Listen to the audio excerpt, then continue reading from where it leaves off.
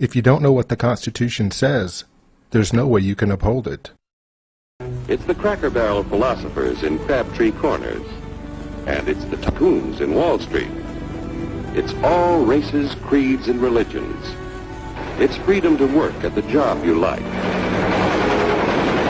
Freedom of speech and to peaceably assemble. Freedom to own property. Security from unlawful search or seizure. What's your warrant, Flatfoot? The right to a speedy and public trial. Protection against cruel punishments and excessive fines. The right to vote. And to worship God in your own way.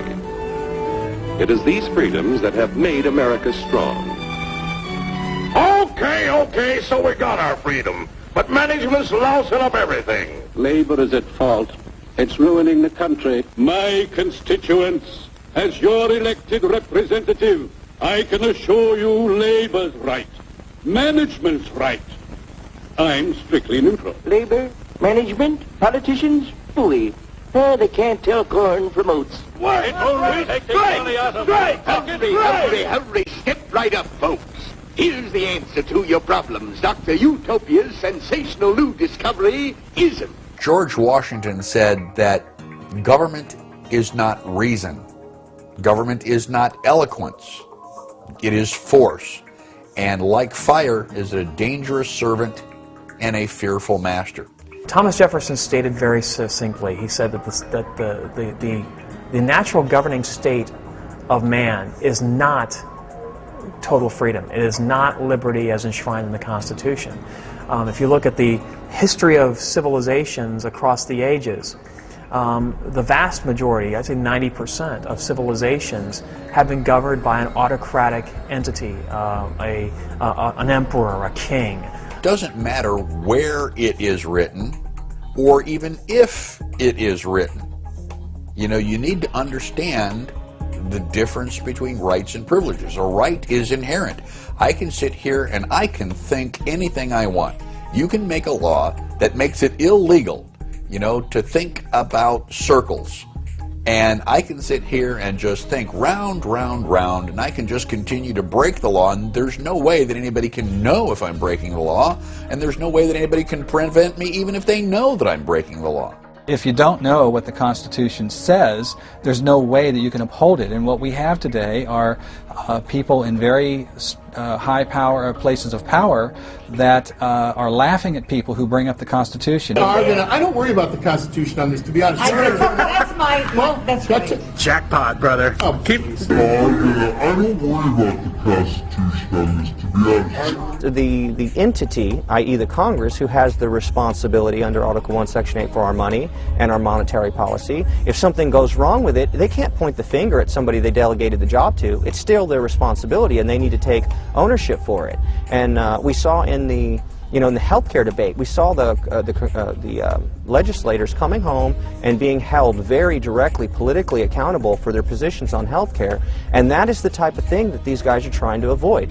Healthcare, the Department of Education, usurping the National Guard and the state militias for federal bidding, passing laws governing interstate commerce that have nothing to do with interstate commerce. Having a standing army is unconstitutional, if you read it correctly.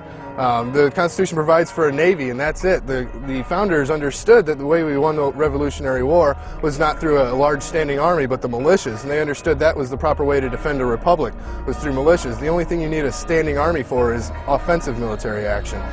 And so suddenly when the American people realized that the Congress, both the House of Representatives and the U.S. Senate, had become entirely unresponsive to the people, I think that made the people mad. I think people finally realized, hey, this is our government, this is our nation, and we're going to take it back. And I think that's what gave birth to the Patriot Uprising and Tea Party movement.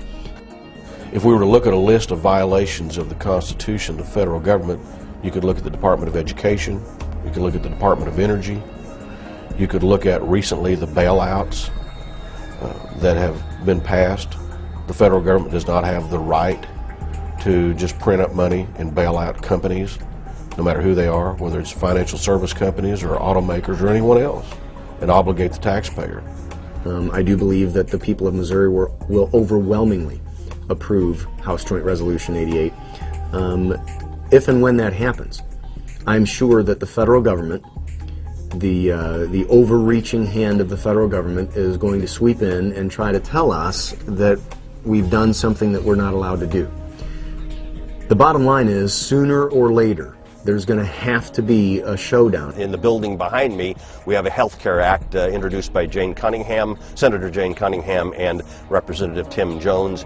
That it was a constitutional amendment for the state of Missouri, and if it is passed, and we firmly believe that it will be passed, it will throw up a wall to the federal government and essentially give the people of Missouri a choice of participating in the federal law if it's passed or not. That's precisely one of the reasons that I've crafted Senate Bill 587 to permit the people, if they choose, to establish a commission wherein the state can review federal actions and seek a redress of grievances in federal court where the state finds that there is a federal infringement. In appropriations last week, I asked Revenue, what does the federal government give the state of Missouri as far as percentage for us collecting the federal gas tax? And they said, nothing, Senator. And I said, so we collect that and we send them a check. Do they pay for the stamp, you know, on the envelope for the check that we sent them? No. So when people speak of the word revolution, it does not always necessarily mean a violent overthrow of a government. No, but unfortunately, throughout history, we've seen that happen over and over again. That seems to be the overwhelming consensus, but a revolution can take place between the ears, as a friend of mine once said. I think that's why the Department of Homeland Security is so concerned with militia members, demonizing militia members. They know that these people are educated on these topics. I think that the Bill of Rights and the Constitution is only a list of things that the government can do.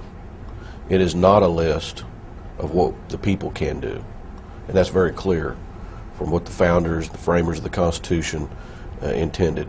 It certainly is not a list of the things that we can do. It may include some of those things, and it does, but it's not a list of the things that we can do. Taught in our schools today is that there are two kinds of government. What they call positive government and negative government. You have positive rights and negative rights. Well, what's the difference? What they talk about, and I've got textbooks that say this, that the United States in the Constitution offers negative rights.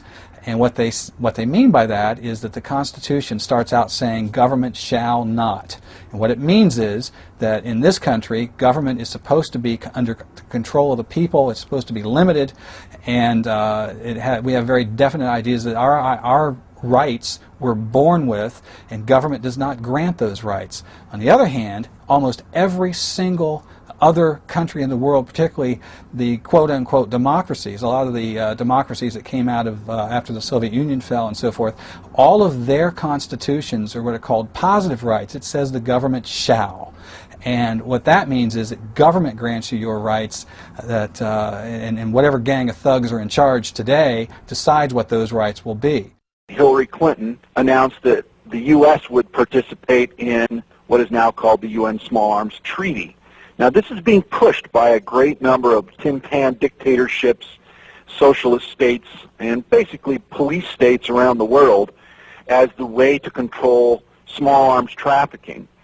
And Hillary Clinton agreed that the U.S. would be involved, obviously with the blessing of the White House. So basically what this is it's an international treaty agreement that is going to limit the individual rights of gun owners in America. And now, correct me if I'm wrong here, a treaty has to be ratified by Congress, am I right? There's no doubt. It takes 67 votes to ratify a treaty in the United States Senate, and that's going to be a tall order even for this White House. The founders set up this beautiful system where you have the three branches of the federal government, the legislative, the executive, and the judicial, all filled with power-hungry men and women set against each other, always struggling for more power and control against themselves so they can never get together and oppress the people. That's called the separation of powers. And so each branch checks the other. But there's also a separation of powers at the state level. If you didn't like the rules in New York, you could move to New Jersey. If you didn't like the rules in North Carolina, you could move to South Carolina. If you didn't like the rules in Alabama, you could move to Texas.